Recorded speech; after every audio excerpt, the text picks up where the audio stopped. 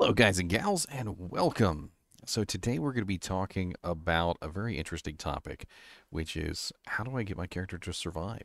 How do I live? How do I stop my character from dying? Like, what are the various ways and methods that I can use to prevent my character's untimely death? Hardcore characters might want to pay attention specifically because, of course, when you die, it's permanent. But without further ado, let's get started.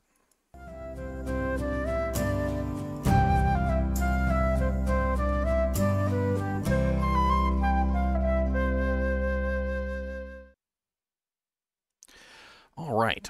So, what are we going to be talking about today? Well, we're going to be talking about how to make my character survive. There's a lot of particular things that we can talk about with this, and we're going to have to go over a lot of various elements of the game and talk about how they work, why some of them are effective, and some of them are not. First off, let's just pull up a character. This is my trader paladin. And we're going to take a look at his character sheet. Now, on the character sheet, we have some very interesting things here that are going to help you for your defensive capability. This is Mr. NiNi, by the way. He's a chinchilla. First off is defense. Defense is one of the most important and one of the most underrated elements of your defensive strategy. Defense, for some reason or another, which I've never really quite figured out why, is basically the equivalent to dodge chance. It's more like dodge chance than it is anything else, and it's better that you think about it like dodge chance. Defense is your percent chance to basically completely and utterly dodge an attack, in which case the damage doesn't happen. The hit doesn't happen. In fact, your character just kind of shrugs it off as if it were like a gnat that happened to fly into, a battleship on the ocean. It does nothing more than maybe scratch the paint eventually for the dying acid blood of the little bug creature. And for this reason, defense is actually immensely important to preventing monsters from hitting you on a regular basis. This forms the basis of a defensive strategy, which is to prevent damage entirely. Now, preventing damage entirely is pretty much possible, but not entirely possible. He likes to sleep in my shirt. And what this means is that if you get your defense high enough, you can definitely get to the point where monsters will have a very, very, very, very, very, very difficult time ever hitting you at all. Now, because Diablo is a little bit smarter than that, the developers of Diablo, they instituted a 5% policy. And this basically means that no monster can have less than a 5% chance to hit you, and no monster or, well, even player can have greater than 95% chance to hit. And this basically means that no matter what, no matter how defensive you are, no matter how increasingly godlike your defense ability is, you are going to be stuck with a 5% chance to either miss or a 5% chance to be hit, one way or the other in this calculation. So even if you get your defense to god tier numbers, you will still have a 5% chance to be hit by the enemy. And what does this mean?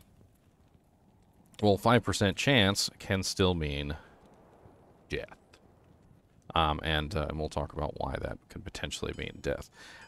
What are you doing, Mr. NiNi? Can't you see I'm trying to make a video, sir? Now, defense is not active, and this is very important. Defense is not active while running. And this is something that can be clearly seen by opening up the character panel and just simply running around. So at any point, if you are running, you will notice that the defense simply moves to line. Not to 0, which is a different calculation entirely. Line basically means that your defense is not active. In fact, it basically just turns off the defense portion of the calculation, and basically any monster that goes to hit you will hit you for free. This is very important. Free hits. You might as well be like some anime character going, "Hit me, bro, with your best shot, and if you kill me, then you win, and if I survive, then I win," or some stupid thing like that.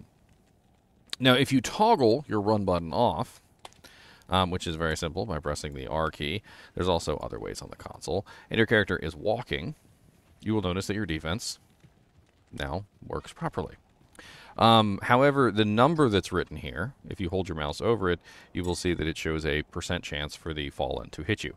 The number that's shown here is not accurate because it does not take into account % chance to be hit does not take into account level penalties. And level penalties apply to you, and they also apply to the monster in both ways. So, for instance, if I was fighting a monster that was higher level than me, they would have a higher % chance to hit me than what this indicates. And if I were fighting a monster that is lower level than me, they would have a less of a chance to hit me than what this indicates. Anytime that you want to find out the percentage that's on the character panel, all you basically have to do is walk outside, hit the monster one time. It's usually pretty much it. So, for instance, we're going to hit the quill rats one time. And then once you hit the quill rat one time, we will now have the quill rat's % chance to hit me on the bar. And as you can see, they hit me quite well. This leads to some issues in defense's popularity as an ability. Now, defense only works, and this is very important, only works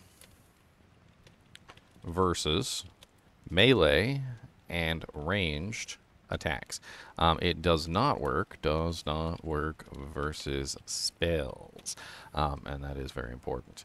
I don't know why in particular it does not work versus spells. There actually are physical damage spells, but they do not have the ability to block this. Now, this is really important for sustain reasons because obviously if you are life leeching, if you have replenished life, if you have other ways to restore your health, being hit all the time obviously means that you are going to be overwhelmed, much like a bank account, you know, spending too much and not receiving enough in funds, and eventually you will be overdrawn. If you are overdrawn too quickly, obviously it's going to completely overwhelm your initial capability to, heal yourself. In other words, think about it like this. Let's say I was a person who makes, roughly $2,000 a month, I wanted to buy myself something really nice, like, for instance, I don't know, like maybe I got myself a new car that's like $20,000, and I want to just like charge that directly to my account. Well, it's going to take me roughly about 10 months to make that kind of money at $2,000 a month. This is, of course, living in a fantasy world where there's no expenses, and I would need 10 months to come up with that money. That's my current like regeneration that I have on my hit points. Well, if I try and spend that money before, obviously, I am able to generate that amount of money, then obviously I'm going to be overdrawn. And that's going to cause me to die. Basically, overdrawing is death. Defense works as a solid strategy to prevent a large percentage of hits from making it to your hit point pool at all. Your resistances, your physical damage reduction, your physical damage reduced by, your magical damage reduced by, any of the other stats, including your replenished life, are secondary to preventing the monster from hitting you. Because if the monster doesn't hit you, then you don't need any of that crap. Which is why defense is so important in this particular regard, because it will completely and utterly prevent most of the hits from touching you. The higher you can get that, the better. Now, there is also what I like to call a too low to matter percentage. Now, you might notice that right now I'm at 1,267, and it's about a 51% chance for the quill rat to hit me. 51% chance is a really high % chance, and when you're getting hit by multiple monsters at the same time, if you don't have enough defense, there's a very, very, very good chance that you are going to be in the too low to matter category, at which point the % chance of your dodging is all but meaningless. In this particular case, if I switch over to a sword and a shield, which is obviously much better for a paladin, than what I was currently wearing. You'll notice that my 1,419 defense with my Holy Shield goes up to 3,689 with only a 28% chance for the monster to hit me with a 60% block rate. Now, of course, I definitely need that to be higher. But in this particular case, you can clearly see that we have a much higher percent chance for the monster to miss us. And it doesn't really take that much defense to hit an acceptable level. In this particular case, you notice that doubling my defense from around like 1,100 to 3,600, it's a little bit more than double, brought that 51% chance down to only a 28% chance, which is a much more acceptable level of dodging, basically, the abilities. And of course, you can get it a lot higher than that. But there are characters in the game like druids, necromancers, assassins that have a really hard time building defense to any significant value. There's really not much you can do about this. There is a couple ways that you can enhance your defense, like, for instance, a Fortitude armor, which is very expensive because it comes with a chilling armor proc. There are items like the Rib Cracker, which will offer enhanced defense on them directly.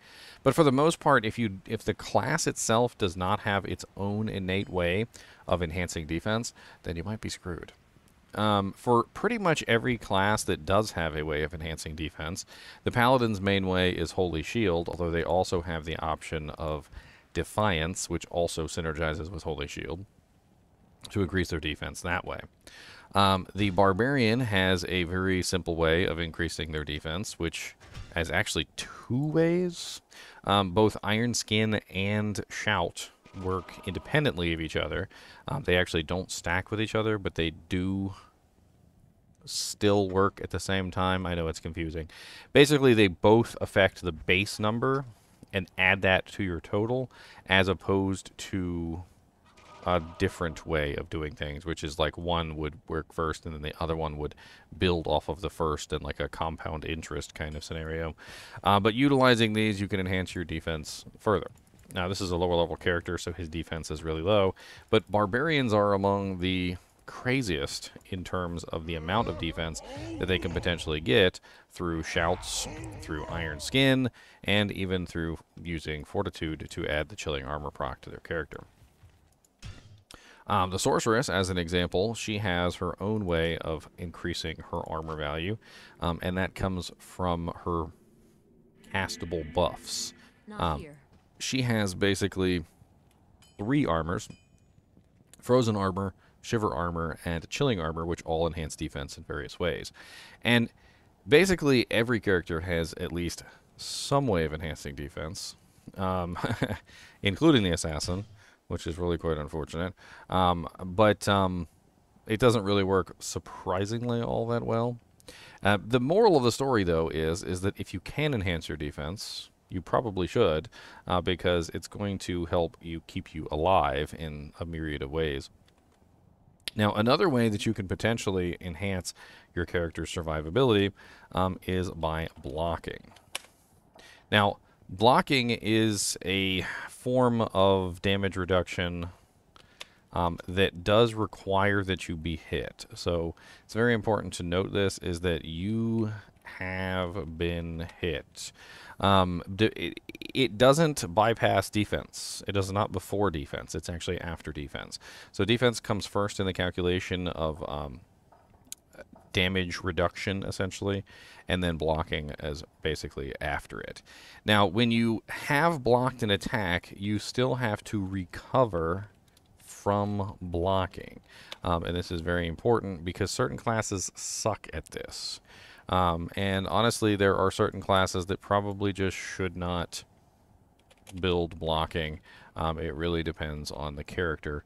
But you can find all the blocking rates. There's tons of them all over the place. I mean, I could pull up a couple different websites here. And let me pull up one that's got like a nice graphic. But for the most part, when you look at faster blocking, what you're looking at is the recovery frames, and if the recovery frames are good enough for your particular character. For instance, if we take a look at the Barbarian has a faster block rate of 7 frames, And you can increase that relatively easily with a little bit of faster blocking to a much lower length 5 frames, which is 20%. However, it is important to note that there's really not a lot of faster block rate available in most scenarios. So you do have to remember not to like overextend on this. Like if you're trying to hit a higher breakpoint, you might find that you just can't do that because there's not enough faster blocking rate in the world to make you hit like some of these higher breakpoints. If you take a look at the Necromancer, however, the faster block rate of the Necromancer starts at 11 frames, and it is pretty terrible. And in general, it's going to be very difficult for the Necromancer to hit any kind of really higher frames. It's also important to compare the faster blocking rate to something like the faster hit recovery, which on the Necromancer you'll see his faster hit recovery at 0 is 13 frames. Now he can very easily, and with minimal effort, reach some of these higher numbers. So if we added just a mere, say, 86% faster hit recovery, which is pretty easy to do with things like Spirit, faster hit recovery charms, and so forth and so on, we could hit 6 frames. This means that we can recover from a hit that hits us in only 6 frames of speed, essentially, which the 1 second is 25 frames. So 6 frames is particularly fast. It's not like the fastest in the world, but it's fast.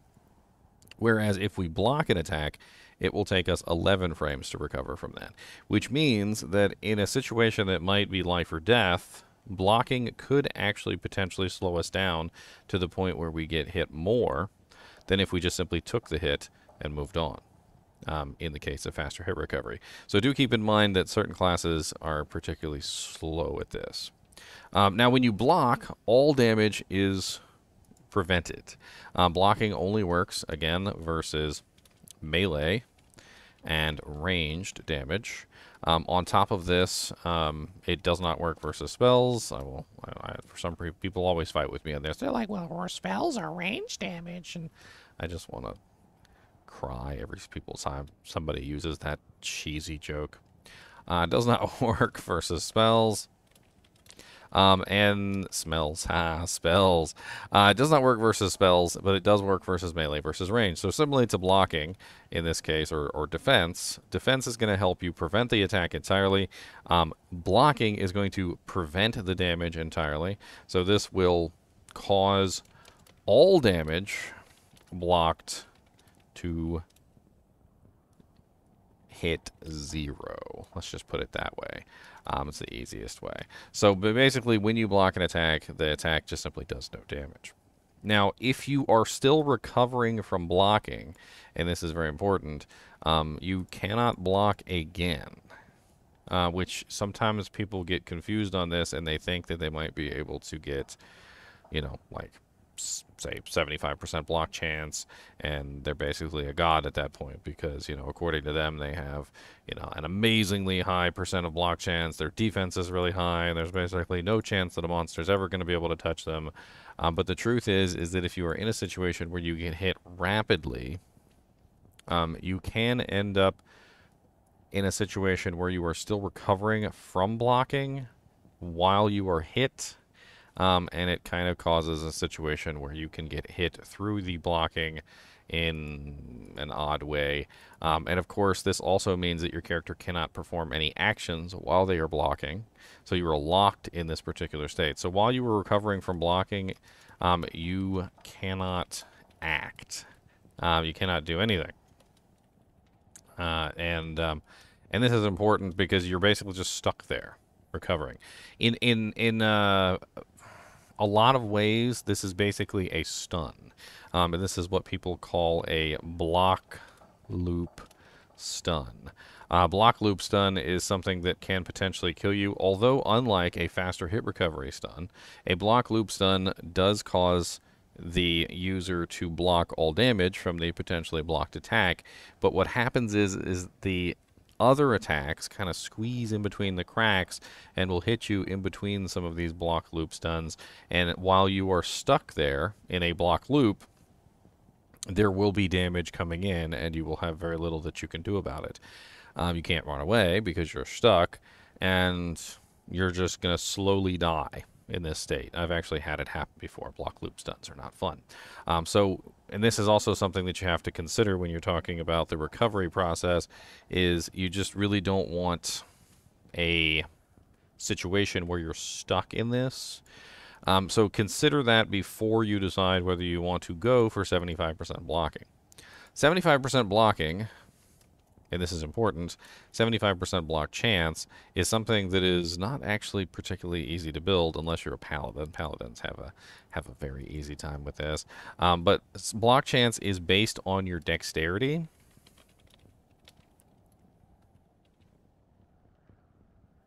The block chance of the shield and the class you are using. And to show you guys this real quick, we're going to bring up Ariat Summit Shields, and I'm going to show you what I mean by the class that you choose. So each individual shield has a different block chance depending on the class that you are playing. Paladins, which are unnaturally tilted toward using a shield by having Holy Shield, having personal shields made for them, and also, of course, getting bonuses for basically any shield they wield. As you can see, the Paladin is number 1 with a 52% chance to block on this particular shield. The Amazon, Assassin, and the Barbarian are the second with 47%, and the Druid, the Necromancer, and the Sorceress, because they are not favored to use shields, are only at 42%, which is very, very low. So as you can see, there's a pretty big disparaging difference between which class you choose in terms of your blocking build. Now, what this means is that Paladin needs the least amount of dex, right? Whereas Druid, Sorceress, and Necromancer needs the most amount of dex. Now, building dex is not exactly a bad thing and can be part of your defensive strategy, as well as an offensive strategy. Dexterity provides some very interesting bonuses for each point of dex. So for 1 point of dex, you will get 5 attack rating. You will also get increased block chance, and you also get some defense. On top of this, there is some more bonuses that have to do with individual weapons. Now, this is, I don't know if Ariat Summit has this information, but we could, of course, pull this up. Let's try daggers. I wonder if they have the information on here. Ariat Summit is not really the most comprehensive in a lot of this stuff. So let's take a look at Amazon Basin.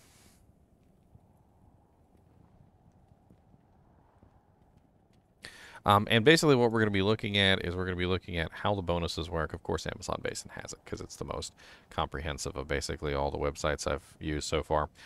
So all dexterity bonuses when calculating attack damage. So plus % damage equals dexterity times 75 divided by 100. So basically what this means is that certain weapons in the game have a scaling bonus based on dexterity. Some of them are half strength, some of them are half dexterity, some of them are full strength, some of them are, you know, various other styles. Like, for instance, bows are full dexterity, and so forth and so on. So depending on your character, building dexterity can help your offensive capability, so your damage. However, sometimes it doesn't help your damage. Like, for instance, if you were to use a big, giant, heavy hammer, you'll notice that the hammer has strength listed as its damage. So it's only strength. So all strength is going to be going into this. Dexterity has no effect on the damage of a mace, and so forth and so on.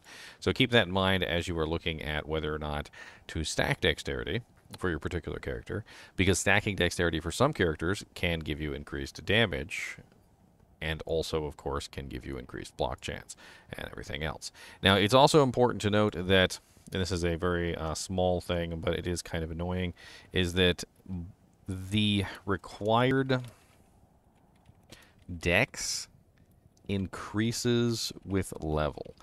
So I'm not going to pull up an actual example, but let's just say, for instance, that you needed like 180 dex at level 80 to hit your 75% block chance. If you are now level 90, so you've increased your level to 90, then 180 will no longer be enough to cap you at 75%. You'll have to increase your dexterity to match the increase in your level. I'm not exactly sure why the level of your character specifically has a lot to do with maintaining your 75% block chance. Maybe they thought it would be an interesting way to allow lower level characters to hit a 75% block chance without, you know, like making it very easy for everybody else, but that's what they did. So when you are calculating out how much dexterity you need, it is also, of course, you need to make sure that you're thinking about the level of your character as well. There are block chance calculators out there where you can figure out exactly how much dexterity you need working on specific things. But it does become a lot easier if you increase this number because your block chance is kind of like the basis of where everything starts, and adding block chance in the form of items can decrease the amount of dexterity required massively. But as I said, with the way that dexterity works, it's not necessarily a bad thing to have to build dexterity because you may want that 5 attack rating per point. You may also want to increase your damage if you were using a dex-based weapon. And, of course, you also get a little bit of defense out of it, too, which does, of course, get multiplied by any bonuses that you have. So if you are running Holy Shield, Chilling Armor, you know, like Ship Frozen Armor, so forth and so on, there's a lot of various ways that you can increase your block chance and make your character into a tankier beast. Another way that you can make your character stronger, of course, is the ability to recover from a hit. Faster hit recovery is very important here. And I already went over the process of explaining how faster block rate works, and faster hit recovery is extremely similar. Faster hit recovery is basically when you take a hit, how long does it take for your character to recover into a usable state. This is often referred to as an FHR stun, and basically what it means is that your character has become unplayable. You can't perform any actions during this process the same way that you can't perform any actions while you're blocking, and so forth and so on. And so when your character gets stuck in an FHR stun, there is an opportunity for your character to be stun locked. And this is something that happens especially well to sorceresses, as well as the Act 2 mercenary. Both are highly susceptible to this because if you get stuck in an FHR stun, there is a very good chance you are going to die. Now, how do you protect yourself from FHR stuns? Well, the easiest way to protect yourself from FHR stuns is to not get hit. That's right. So the first step in preventing this is having high defense. If you have a high defense, then your character is more likely to refuse being hit, and if you do not get hit, then you cannot be put into an FHR stun. That is the first way. So defense helps prevent FHR stuns. It is one way to prevent FHR stuns. Now, defense will not help against spells, and because it will not help against spells, it's not the end-all be-all of solutions. It will help you. It'll help stop you from getting hit by certain FHR stuns, but then there are other times when it will still become an issue. Now, how does faster hit recovery stuns work? Well, basically, the moral of the story is that FHR stuns happen when you get hit for a large percentage of your life. The exact percentage actually varies, and the exact percentage of chance that the FHR stun will happen also varies. And we can take a look at Amazon Basin. I'm sure Amazon Basin has some of this, but there's actually some information that I was uncovering that shows it's actually a little bit more complicated than what most people have here. Oh, I am surprised. Amazon Basin does not have the calculation. Wait, hit recovery? Is it in the hit recovery category? Nope, there's nothing in that category either. Well, this is unfortunate. Why do you have to sit on my head, Mr. Neighboy? That is not very rude. I mean, that's not very nice. That's rude. Alright, well, if Amazon Basin doesn't have it, let's take a look at some of the other ones. But basically, when it comes to faster hit recovery, and I can explain it in detail, is it basically faster hit recovery goes off of your base HP. So, how much HP do you have, and how much of a percentage of HP is that hit in terms of your life?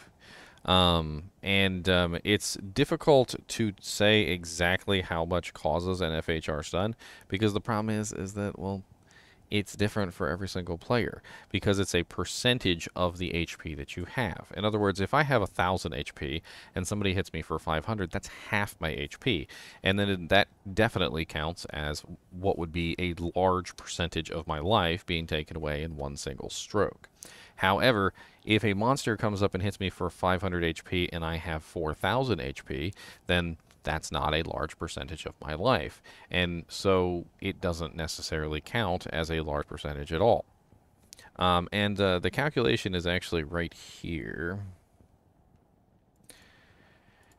Actually, no, that's the recovery calculation for the speed. Where? Here it is. So this is only one of the calculations, but this is what's stated on at least one of the websites. I know for a fact that there's actually more calculations than just this one, but let's go ahead and just paste this one in here. So if a hit from a monster deals damage greater than 1/12 of a hero's maximum life. So in other words, if I am sitting there and I've got a pretty decent amount of HP, so let's just pull up a calculator for instance, and I have 1,500 HP, right? 1/12 of that HP would be, man, how do I even multiply versus 1/12? Would be 0.12 times 0.12, which means that the monster has to dish out 180 damage to my life pool or more in a single stroke. This means that there's a very good chance that I end up with an FHR stun. So what's another way that we can potentially fix this? Well, another way that we can potentially fix FHR stuns, which is a very simple way, is by increasing our HP. The higher our HP, the lower the higher the threshold is for a monster to cause one of these FHR stuns in the first place. When you have relatively low HP, every single monster is going to be causing an FHR stun, because every single monster is going to be taking away a large percentage of your life with each individual hit. This is one of the reasons why most people are very adamant on hitting certain breakpoints when it comes to HP, because if you have relatively low HP, and that's one of the big problems, is that the FHR stuns are going to come frequently and more often, and you're going to end up stuck in, you know, combat getting your butt cheeks clapped, because basically you have no HP in the first place. So even a monster like a little Fallen or a Quill Rat or something that shoots you one time is probably going to cause an FHR stun in the process. So increasing our HP is one of the ways that we deal with this. The same thing works for the mercenaries. If you increase the HP of the mercenary, there's a very good chance that you will help prevent these FHR stuns from happening. Now, that's only 2 of the known methods of helping prevent FHR stuns and obviously keeping you alive. Another very good way of helping FHR stuns is to reduce the duration of the stun itself, which is by using faster hit recovery equipment. Faster hit recovery basically decreases the total number of frames and makes it so that your player can recover faster and remove themselves from harm's way. Faster hit recovery equipment will cause FHR stuns to be far less likely, these stun locks, because when an FHR stun happens, you will recover quicker, and the quicker you recover, the quicker you can get out of danger. So the quicker you can get out of danger. Now, it's also very important to note that faster hit recovery is also important if you are relying on life leech. So if you rely on life leech to stay alive, well, you cannot life leech if you are stunned. This is very important. So if you are stunned, your life leech is now stopped. Faster hit recovery is very important for this because, of course, if you're stuck in this little stun lock, or even if they interrupt you and you're still able to attack sometimes, the process of being stunned on a regular basis is going to prevent you from being able to leech as much life back as you can, and will eventually lead to a death by attrition.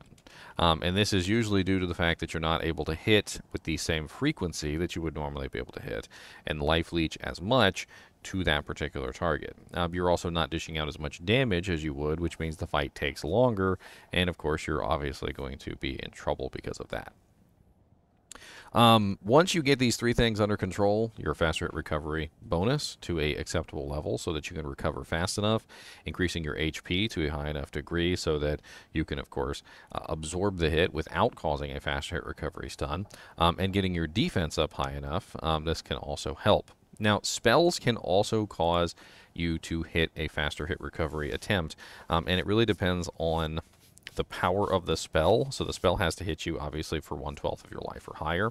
However, another way that you can prevent, obviously, spells from doing this is by increasing resistance to lower incoming damage. You can also increase physical damage reduction, which I call PDR, and magical damage reduction, MDR, and these are two different stats that we'll be talking about later in this video, and this has to do with decreasing the amount of damage incoming. Decreasing the amount of damage incoming obviously is going to also prevent your faster recovery stuns, which is very important.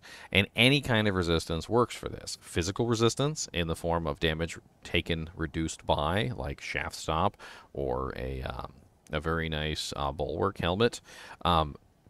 Magical resistance like fire, lightning, ice, poison. These are all going to help. I don't believe poison can actually cause a faster recovery stun because it's damage over time, but you definitely don't want your mercenary getting ripped to shreds by poison because he can actually die from that. Physical damage reduction and magical damage reduction also work surprisingly well to help this because they can reduce hits to a lower degree, which cause them to not breach that 1/12 of your HP level. And we'll talk about the difference between physical damage reduction and magical damage reduction, as well as the difference between absorption, which is also one that we'll be talking about. We might as well add that here. So absorb also helps. And it comes in two different forms. It also comes in flat, and it comes in absorb percentage. And absorb percentage and absorb flat are two completely different things that will help you out in different ways. Like I said, we'll talk about that later. So once you get your faster hit recovery sorted, that is definitely something that you're going to need to get sorted, by the way. There are other ways to make your character tanky. First off, let's talk about your health pool. So as we talked about earlier, your health pool is very important in preventing those faster hit recovery stuns. But it's also important to have enough HP to absorb an attack. And this is very true in a lot of situations, but one I can pull up specifically and talk about as an example is Uber Iswal. Let's talk about Uber Iswal. So Uber Iswal has an ability called Deadly Strike. Same ability that you have. And if Uber Iswal hits you for the top end of his possible damage, and he also obtains a Deadly Strike at the top end of his possible damage, he will hit you for approximately 1,500 damage. This means that if you do not have 1,500 damage, there's a very good chance that you're dead. And this is, of course, assuming that you are set up correctly with physical damage reduction, PDR, and the entire 9 yards. So even after you have your character set up to be tanky, This means that you need at least 1500 to absorb one of Uber Iswal's strongest attacks, and if you don't have that, you're dead. A lot of people go and they fight monsters like Uber Iswal, and when they fight monsters like Uber Iswal, what they find out is that Uber Iswal is more than capable of killing them at random moments throughout the fight. They might think that they're fine. Uber Iswal is hitting relatively low hits. He doesn't hit his deadly strike, or he hits his deadly strike on a relatively low damage attack, and they think that they're okay. And then all of a sudden, Uber Iswal hits for 1500 damage, pretty much exactly, and absolutely annihilates that person out of existence. This is one of the reasons why I usually recommend that anyone who goes for a Uber killing build generally have at least about 1500 HP or higher, because if they don't, they will probably be subject to random one-shots that they don't really understand why they're happening. And this really comes down to the fact of the matter is that your health pool is there to absorb damage, and it has to be high enough to absorb the hit. If it's not high enough to absorb the hit, you die. It's as simple as that. And understanding where that limit lies of like the minimum amount of HP that I need to absorb a hit is very important. At that point, it becomes a process of sustain, which is something that you're going to have to work on. Sustain is basically where you are able to heal that damage. Obviously, if I have 1600 HP and he hits me for 1500, then I have to be able to recover 1500 damage or 1500 HP again, because if I don't recover 1500 HP, there's a very good chance he is going to one-shot me with the next attack. So if he does do 2 back-to-back, which is entirely possible, like for instance if he does a 1500 damage hit and then he follows it up with another 1500 damage hit, then you have to have a cumulative total of 3000 HP, but you don't have to have 3000 HP at that moment. You only have to have 1500 HP or higher, or 1501, to absorb that first hit, and then you have to heal yourself in between the 2 hits to absorb the second one. This is just a very bare minimum thing. Now, if you do not have an adequate amount of damage reduction, the number increases. This is also important to note. So when I say 1500 damage, what I'm talking about is a 50% physical damage reduction paladin set up with maybe like 1600 HP, getting slapped in the face by Uber Iswal for 1500 damage. If you're say a druid that doesn't have 50% damage reduction, maybe you're only rocking a string of ears for 15% physical damage reduction, then you're going to have higher HP to be able to absorb that same hit that the paladin is absorbing. And this basically comes down to a calculation of how much damage reduction do I have and how much damage does he put out, and you'll find out really quickly where that level lies, because if you're not above the minimum HP requirement, you're dead. Health pool really isn't very complicated. You need more than what you get hit for.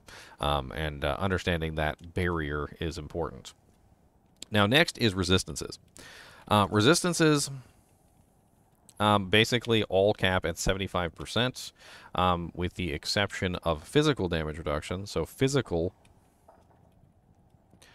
resistance caps at 50%.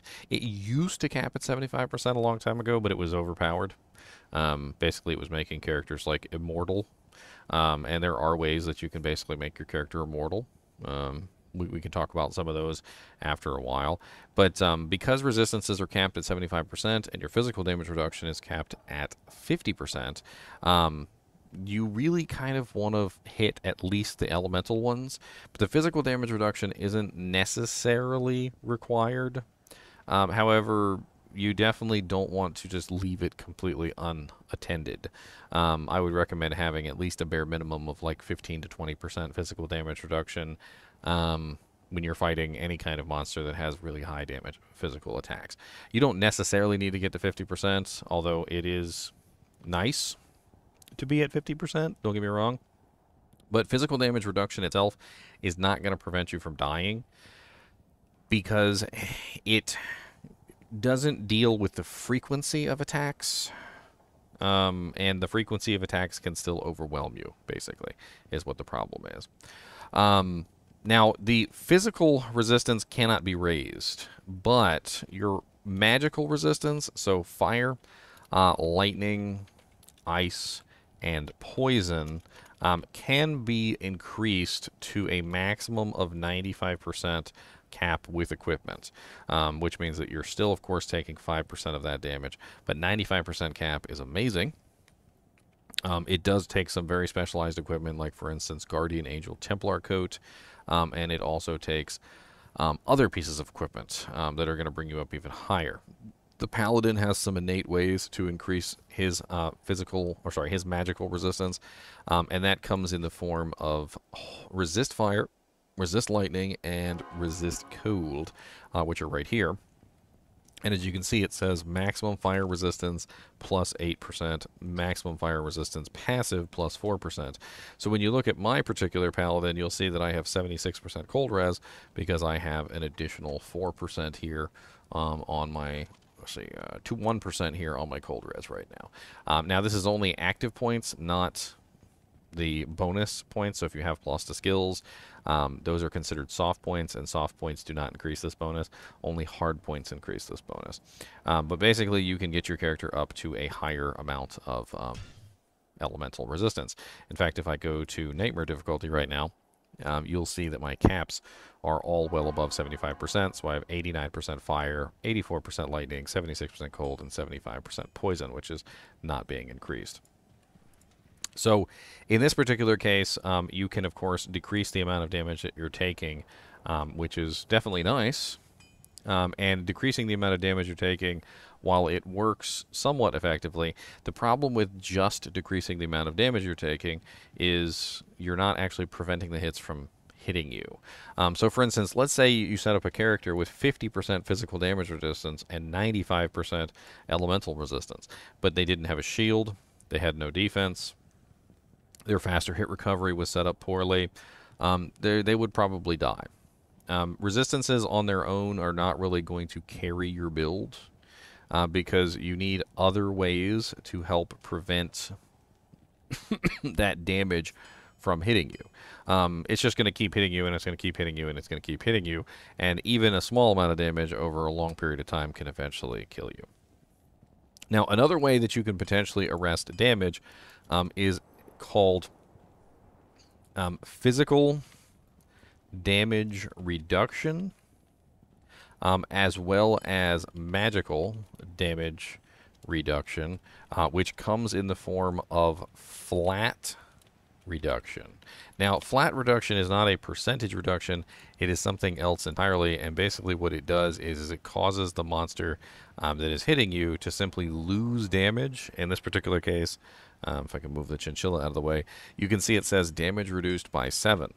This means that any attack that comes in is going to be reduced by 7 damage, regardless of whether or not they hit me, you know, like whatever's going on.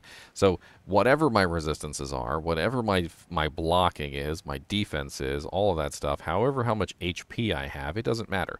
If a hit comes in and it comes in to hit me, then I can reduce that damage by a flat reduction and cause the hit to do less damage as a result.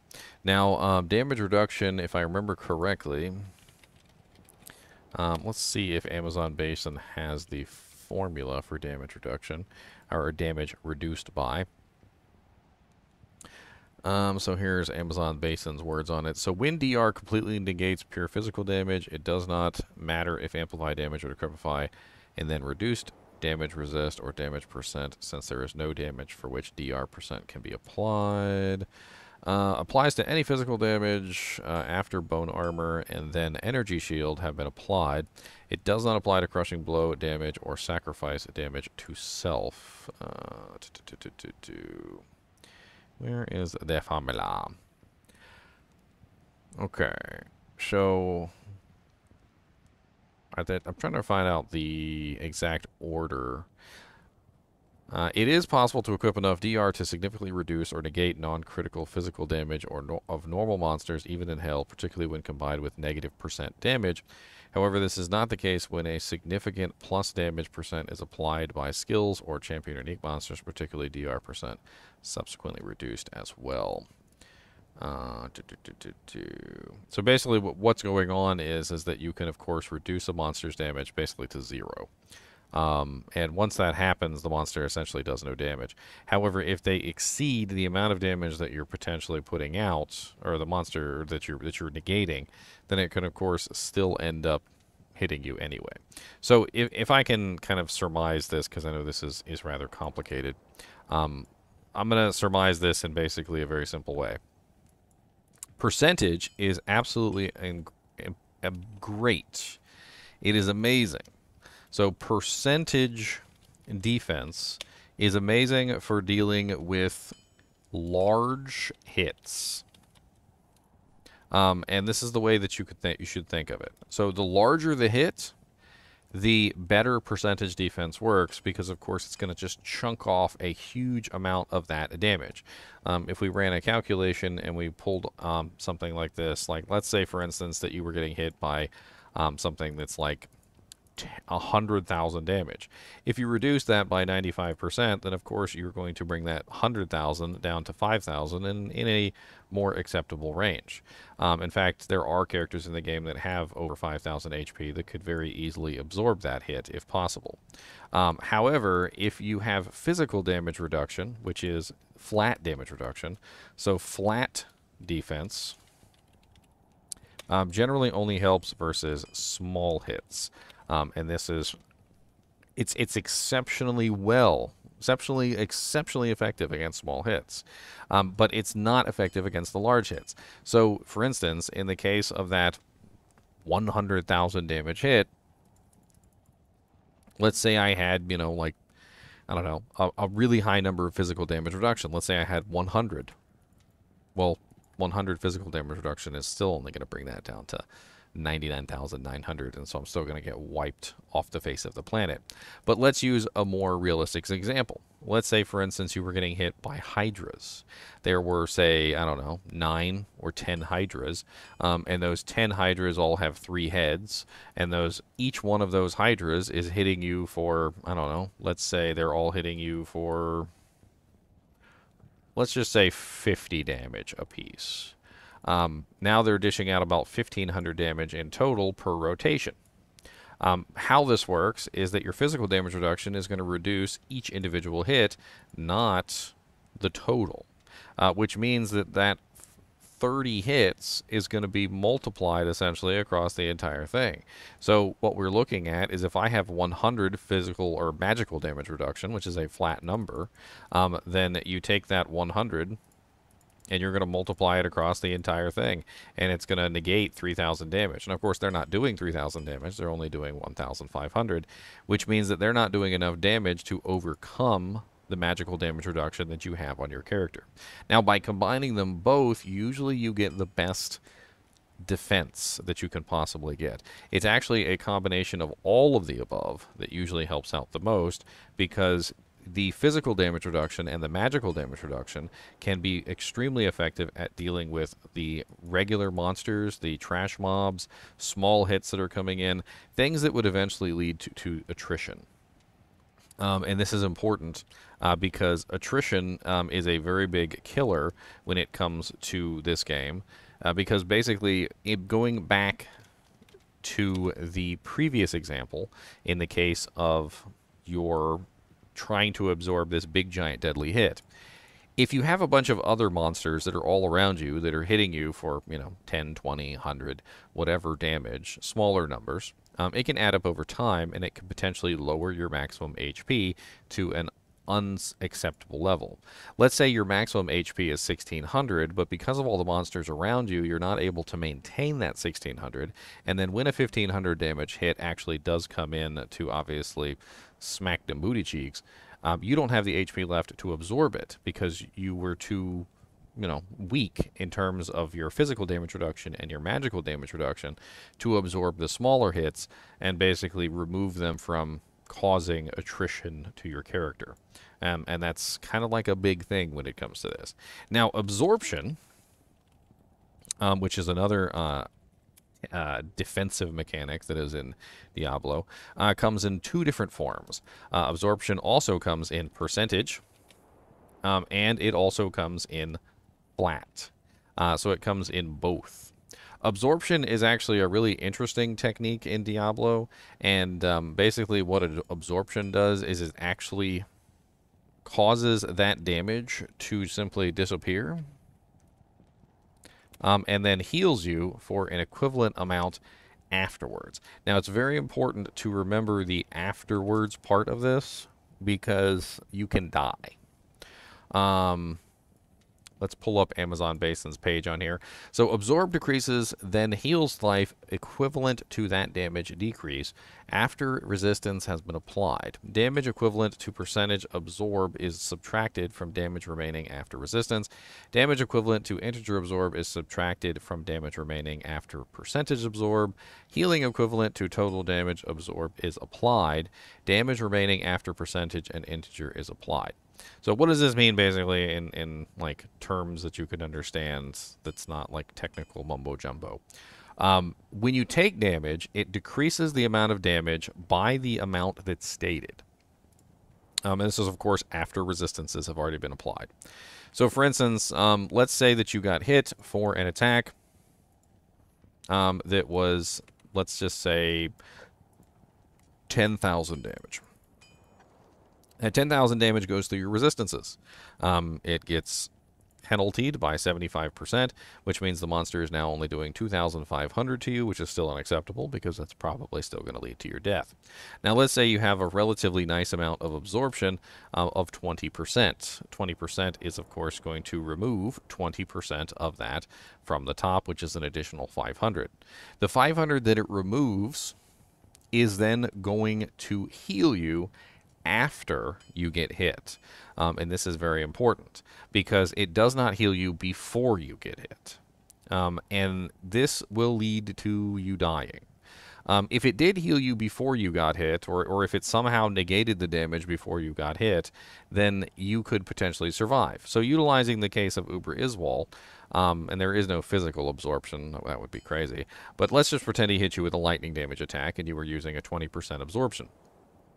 If he hits you for 2,500 damage, and you absorb 500 of that, that's going to reduce his damage to 2,000.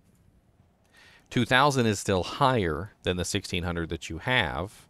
So if you have 1,600 HP, it's still higher than that, which means that you're going to die. Because the heal comes after the hit, absorption can be less effective than you would think in terms of helping you survive, because it will not prevent you from getting one shot, which is kind of a big deal. Because obviously if you get one tapped, your character is just dead. Now, flat absorption, like for instance, I think Ravenfrost has flat absorption. There's a lot of different flat absorption items. I can't remember all of them right off the top of my head. But flat absorption is very similar to the way that physical damage reduction and magical damage reduction work. Flat absorption will just be, for instance, like a flat number, like 20 flat absorb.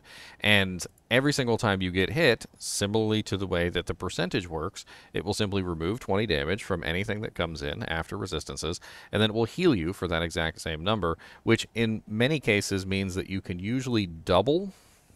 So it's kind of important to say is that you can usually double this bonus to achieve a more realistic level of how much this thing is going to help you. So in the case of, say, like Hydras, if you were getting hit by Hydras, if the Hydras are hitting you for, say, 50 fire damage, then you're going to remove 20 from the initial hit, and then you're going to heal yourself for an additional 20, which means that each individual Hydra is only going to be doing 10 damage by the end of everything that's going on, which means that it's absolutely ridiculously effective. This also does, of course, combine together with things like physical damage reduction, your resistances, and the whole works. So if you combine together all of these elements, the resistances, your physical damage reduction, your magical damage reduction, as well as the absorption, you can bring hits down to relatively nothing in terms of their damage output, which is pretty darn amazing. There is an order of operations to the way that things work, though, and of course, they're going to work in pretty much the least effective way that you can potentially work. Like, for instance, I'm fairly certain that your damage reduction applies before the percentage happens as opposed to after, because of course if it happened after, it would be a hell of a lot more powerful. Your healing, of course, happens after you get hit instead of like before you get hit, because that of course makes it less powerful. This also prevents you from being able to stop one-shots. Now, speaking of one-shots, we probably should, because things that can help prevent you from getting one shot and things that can't. So one shots, the things that will help you. So the things that will help prevent you from being one shot. So absorption can definitely assist in preventing you from being one shot. Resistances can definitely help you from prevent you from being one shot, and this includes physical damage reduction as well. PDR is not very effective at PDR and MDR are not very effective at helping you keep you from getting one shot. But the problem is that they're going to assist, and everything that leads up to the final equation is, of course, going to help you with this. It's not going to prevent it entirely, and in fact, I wouldn't rely on physical damage reduction or magical damage reduction in terms of the flat values to prevent you from being one-shot, but it can definitely assist in the process along with all of the other things. On top of this, you can also help prevent yourself from being one-shot just by simply having enough HP, so having enough hit points. This is very important. So if you don't have enough hit points to absorb the hit, well then obviously you're going to die. And these are the things that will help, right? So will help. Now the things that will not help, against one-shots, defense does not help against one-shots. Because defense, unfortunately, doesn't actually have any kind of mitigation values or any kind of prevention of you dying, you will eventually get hit. No matter how high your defense is, no matter if you have like 100,000 or 200,000 defense, there is always a 5% chance that you will get hit, and so defense does not prevent one-shots. Blocking does not prevent one-shots. So even if you have 75% block chance and the highest faster blocking and the godlike holy shield of the heavens, blocking will not prevent you from being one-shot, because if a hit comes in that is hard enough to kill you, and you do not block it, and you do not dodge it with the way that defense works, then you are going to get hit by it. And at some point or another, the tankiest and most stalwart of paladins, with the highest block chance and the highest defense known to man, will still eventually be struck by an attack. And when that happens, you have to be able to absorb it. Claw block will also not save you from a one-shot. So claw block, while absolutely amazing, if you're standing still, because it blocks not only physical attacks, but it also blocks spells. Similarly, because claw block, when it fails, you have to absorb the hit, you can potentially die. Evade, avoid, and dodge, which are the Amazon abilities, likewise require that the character just simply avoid the attack entirely. And this will also not prevent you from being one-shot. They will, however, make it very easy for you to absorb many, many, many hits without damage. But when that percent chance happens that you do get hit, you do have to be able to absorb the attack, which does make for a failure in the protection versus one-shots, unfortunately. They will, however, help slightly all of these will help slightly in the terms of helping keep the attrition away, which is basically making sure that your HP is high enough to absorb the hit, but none of them will stop the one-shot from hitting you. Trying to think if there's anything else that could potentially help here. We could also include dim vision slash hit blinds target to this. So while dim vision and hit blinds target can potentially cause a monster to miss you, there's always a 5% chance that they will hit no matter what, if they are actually striking you. However, if the monster is away from you and you're not standing anywhere near them, dim vision can temporarily stop the monster from hitting you. However, dim vision does not work on champions, elites, bosses, and actually Oblivion Knights as well in Chaos Sanctuary. So for the most part, on any monster that actually probably could one-shot you, it's pretty much useless. Life Tap. Life Tap will probably also not help you here. So Life Tap is going to increase your HP. And obviously it will help keep that HP topped up. But the problem is that if your HP cannot sustain the hit, so if a monster comes in with a high enough damage hit that will potentially kill you, Life Tap is not going to do anything for this if you can't absorb the hit. It will, however, keep you topped up. So in a small way, it will help prevent a one-shot if you can absorb it by keeping your HP maxed out, which is definitely nice. But the problem is that having Life Tap or having infinite HP even doesn't matter if your character can't absorb the hit at all.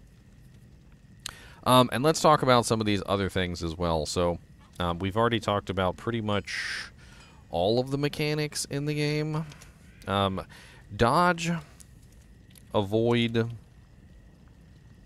and evade are absolutely amazing abilities that cannot be understated. Dodge, avoid, and evade are capable of dodging basically any spell that is considered to be a projectile.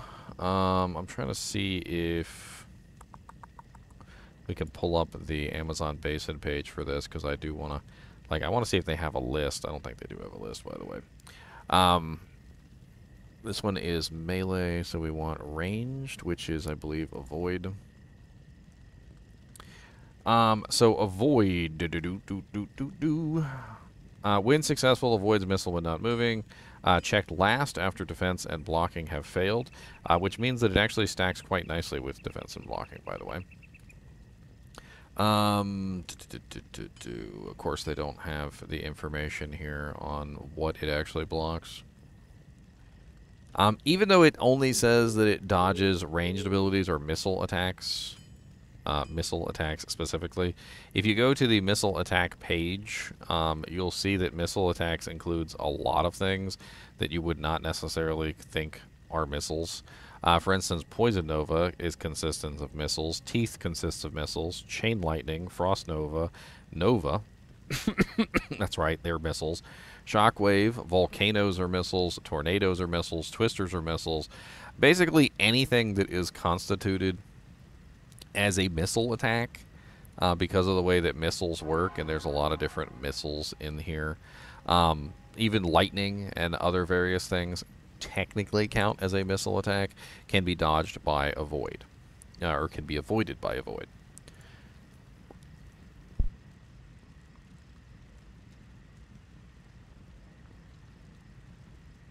This means that dodge, avoid, and evade not only dodge melee attacks, they not only dodge ranged attacks, but they also dodge spells.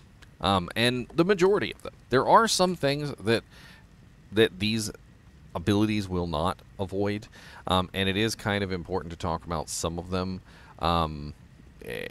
Like, for instance, you're not going to dodge Holy Freeze, which is, of course, not a missile. It's a applied effect to you of cold damage.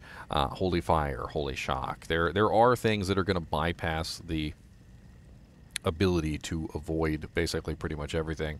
However, this is the way that the Amazon applies their tankiness, essentially. Now, if you combine this with defense, if you combine this with a decent amount of block chance, then you can make an Amazon relatively unhittable in most regards. Now, the problem with this is it's pretty much just dodge chance. It's like layers of dodge chance. If you had a 95% defense, like 95% chance for the monster to not hit you. So only a 5% chance left. And then you had a relatively high level of dodge, avoid, and evade, let's say like 60%. And then you had, you know, like a 75% block chance. This is a layer, it's called layering defenses. And, you know, let's say, for instance, that, I don't know, you have a monster that has only a 5% chance to hit you, and then you have a 75% chance to block that attack, and then you have a 60% chance to dodge that attack, right? Once it's all said and done, the percent chance of that monster actually making it through all of your defenses and hitting you is relatively low. But the problem with this is that they will eventually hit you. And just like in the previous example, when we talked about one-shots and what will potentially help versus one-shots and what will not, is that this will not save your life. In the event of a monster hitting you for a particularly large sum of damage, they will eventually connect, and once they eventually connect, you have to be able to absorb it, which is very important. So if you do not have the HP pool, if you do not have the resistances, if you do not have the physical damage reduction, the absorption, and they eventually do connect through all of these hits, then you will just fall down and you will die. And this is very important. But layering the defenses like this is actually surprisingly effective at keeping you alive. Another very effective technique for keeping yourself alive is, of course, claw block. Now, one of the main issues with claw block is that it does not work while moving. I suggest to everyone who's using claw block to use the new rune word hustle. And the reason why you want to use the new rune word hustle is because it has evade. Now, evade is, of course, one of the Amazon skills that we talked about earlier. Evade, specifically, is the one that works while you are moving. So when successful, evade evades a melee or missile attack while moving. This means that if you use claw block in combination with hustle, you will have a ultimate combination of abilities where claw block will handle pretty much everything while you are standing still, and hustle will handle everything while you are moving. Now, just like dodge, avoid, and evade, claw block is capable of blocking melee, ranged, and spells. And it's actually surprisingly good at it if you're standing still. And we can pull up the Assassin's page on claw block here. Bloop. Where's claw block? Where's my claw block weapon? It's called weapon block, my bad. So here we go. We've got applies to missiles. So we got like charging claw vipers, reanimated hordes, attacker takes damage of, return damage from thorns, Iron Maiden. It does not apply to the following. So this is stuff that it does not apply to, my bad.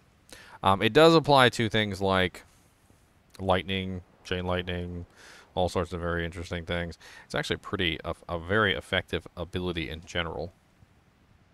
It does not, however, have as high of a faster blocking as like a shield, so it doesn't go up to 75% really. It does also build off of the block rate. So just like blocking, when we talked about it earlier, because of course if you are in the middle of blocking an attack, you can still get hit by a subsequent attack that comes in if you have not finished the block before you are done.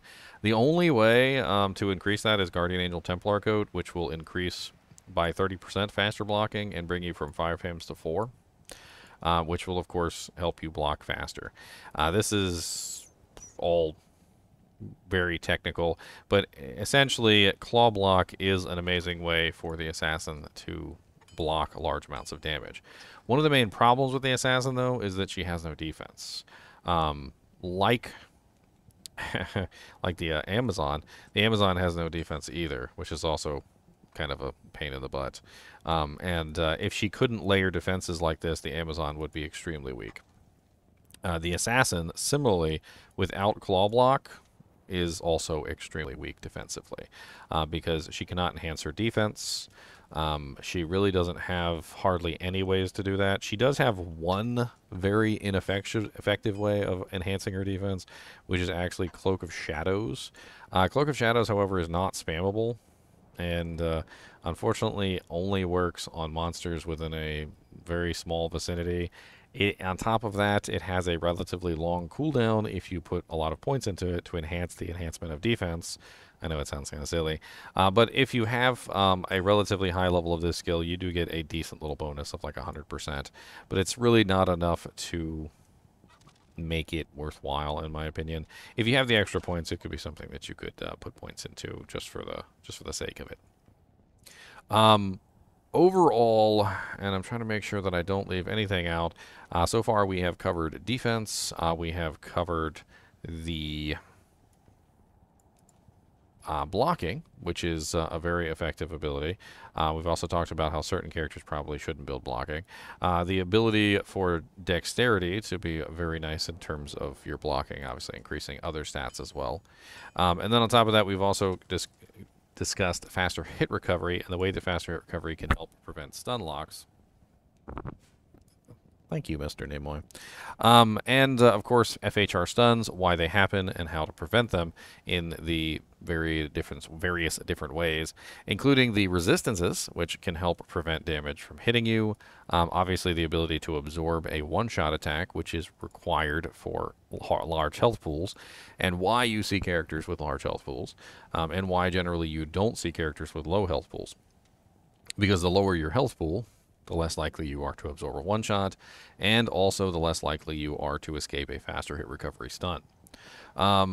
Resistances, which of course are very crucial in cutting down the amount of damage that you take, and this is huge in terms of trying to keep your character alive, because if you're trying to keep your character alive with no resistances, then you're going to have to rely almost entirely on avoiding the damage, as opposed to taking it. And there are characters that go for extremely high avoidances. But that's something else entirely. Physical damage reduction is also very important, as well as magical damage reduction in flat amounts, because it can help prevent attrition, which will, in general, make your character survive a hell of a lot easier. One good example that I can give you of a character that is using physical damage reduction in flat values is one of my newest characters, where I actually applied many of these techniques. This is a character that actually uses a two-handed weapon. Now, you might be asking, like, well, a paladin using a two-handed weapon, that means he's not getting access to his holy shields, his defense, his blocking. Like, he's losing a lot of what makes him tanky. And you're absolutely correct, which is why I'm using this absolute beauty of an item, which is the Chromatic Amulet of Life Everlasting, which is a 30 all-res damage reduced by 25.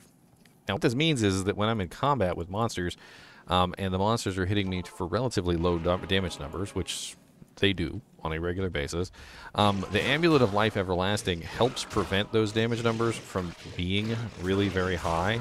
And you'll see that even though I am taking damage, it's not in an excessive amount. And I can easily lifesteal to maintain that. And this is one of the beautiful things about setting up a character properly. As you can see, I have a decent amount of defense, but not like super duper amazing. There's really not much more I can do to make this character tanky and also maintain my damage output.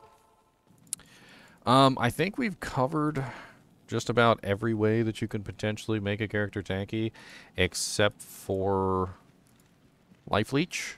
I think Life Leech is probably a good one, as well as, and we can call this, we can actually make this entire category into a category called Sustain.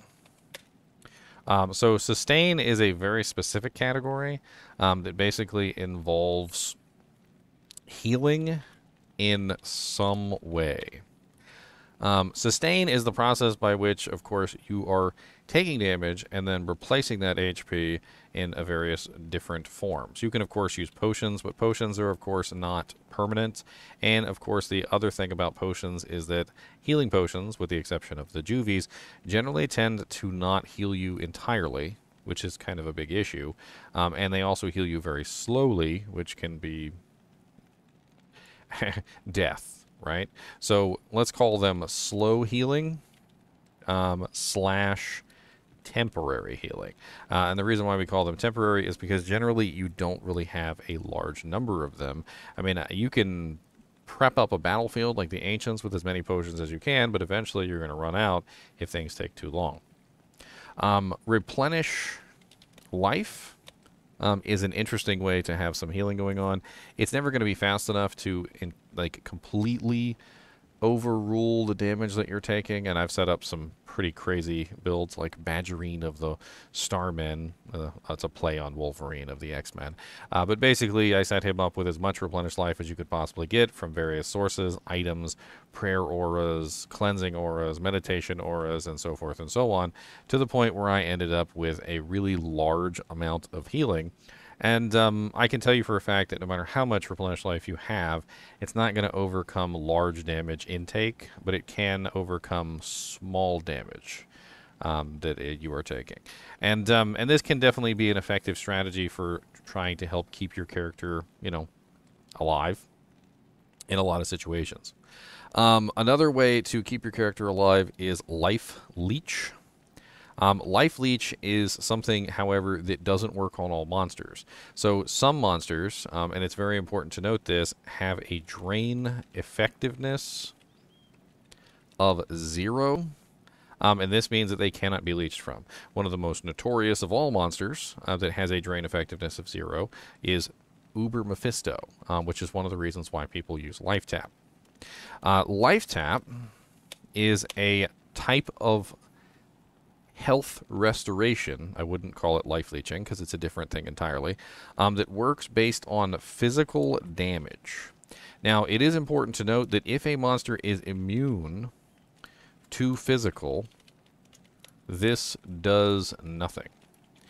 You also have to be dishing out physical damage. So if you are not dishing out physical damage, you can also not receive this form of bonus. So when you life tap a monster, any physical damage that is done to the monster causes healing to you, but the monster has to actually take physical damage. So if they are immune, it doesn't work, and you have to actually be dealing physical damage. So if you are dealing mainly elemental damage, it will also not work. Life Tap is a way that you can overcome drain effectiveness by essentially placing a curse on a monster that allows you to restore health in another way. So when you are fighting Uber Mephisto, Life Tap is usually the preferred option in this regard because he has a drain effectiveness of 0. Skeletons have a drain effectiveness of 0, and in fact many monsters in the game have different drain effectivenesses depending on the monster type. If we search for drain effectiveness, let's see if Amazon Basin has a chart. So here is a drain effectiveness chart. And on the drain effectiveness chart, you'll see that in Hell difficulty, we have a different varying drain effectiveness depending on the monster and the type. So for instance, Andariel has a drain effectiveness of only 33%, which means that even if you have a relatively high percentage of life leech, you're going to get relatively low amounts of life back from these monsters. However, someone like Duriel has a drain effectiveness of 100%, which means that you can steal all the life that you want from them. There are also penalties in each difficulty, which will reduce your drain effectiveness by specific amounts. So 50% drain effectiveness results in life and mana return to players and mercenaries being reduced to 1/4 in Nightmare and 1/2 1/4. In Nightmare, 1/2, and in Hell, 1/6. Why am I looking at this wrong? So 1/4. In Nightmare, 1/2 and 1/6, and in Hell, 1/3. So basically, all Life Leech is at 1/3 effectiveness in Hell already. And then that, of course, doesn't include the drain effectiveness of the monsters themselves, which comes in again to reduce it even further. So Life Leech ends up being relatively ineffective at higher levels and in higher difficulties. You'll find that drain effectiveness of monsters in normal difficulty is generally really, really good. Nightmare is when obviously the monsters start to get reduced drain effectiveness. And then hell difficulty is where things get serious and the monsters start to get even more drain effectiveness. The penalty for hell difficulty goes up severely, and the amount of life that you drain back through life leeching is far less than you would normally get. Life tap, however, just kind of bypasses all of these penalties. The downsides of life tap, however, are that it is a curse, and there are other curses that honestly are better, like amplify damage, lower resistance, decrepify, and various other things that you might want to help you at any given time. And so if you're using life tap, you're not using those, and you're losing out on large amounts of damage. If it's required, life tap is a lifesaver. If it's not required, life tap usually ends up being more of a curse than anything else. So keep that in mind. Absorption also works to help heal you, which is another form of healing. Now, absorption generally tends to be more of an attrition thing because, of course, you're absorbing only a portion of the damage that you're taking in, and so it usually doesn't end up healing you completely, but it can act as a way to help prevent large amounts of damage, which can make healing easier. You can also heal better by critting potions. And I didn't even really talk about this with potions, but if you do stack specific stats, like if you stack energy for mana and if you stack vitality for life, you do get more crits with potions, which is a whole thing. That's not something you can really rely on, but it definitely is decent. I think that pretty much covers everything in terms of ways to heal yourself. There is one other way that you can potentially heal yourself that I haven't really covered here because it's not something that you can do for yourself, and that is Holy Bolt. And I do actually have a character that is actually pretty fun to play around with this. It is my, where is she at? Where's my beautiful, beautiful, beautiful, where are you at? What are you, all the way at the bottom? My North Star Paladin. So the North Star Paladin has Holy Bolts, but he also has the Principal Armor. And the Principal Armor allows him to fire off as many Holy Bolts as he wants. And you can aim these Holy Bolts at people for free heals. One of the ways that I utilize this to my advantage, especially when we were doing Ubers and stuff, is I would literally aim these Holy Bolts at my friends and allow myself to apply that additional damage or that additional healing to my friends as I'm Holy Bolting. So as you can see here, as I am casting my smite, I'm getting free Holy Bolts, which then applies those Holy Bolts to any target within the path, and then of course they get healed. How much do they get healed by? Well, it depends on the level of the Holy Bolt, the synergies for the Holy Bolts, and a bunch of other things. It's not really like easy to figure out. It depends on what your current stats are. Mine says it heals for 111 to 228. However, the Holy Bolt that I have here is not the one that's being cast. This is the Holy Bolt that's being cast, which is only level 5. And that level 5 has its own healing of like, I think it's like 40 or something like that.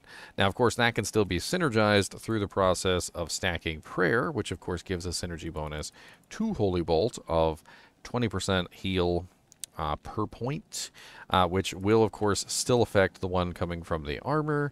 And, of course, you can point this at your mercenary. You can point it at your friends and various other things.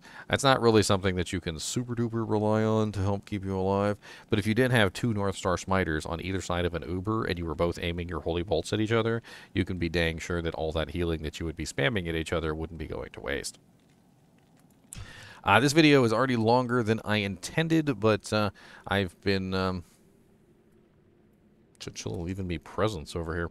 But I've been slacking on my content duties, so I figured I will make you guys something to watch. As always, I do appreciate you guys and gals watching my videos. Be sure to hit that like button and the subscribe button if you are enjoying the content. Check out ggmentor.com if you want to get some rune patches. Those are still on sale with the coupon code RUNES if you want to get that for 15% off. And as always, keep watching.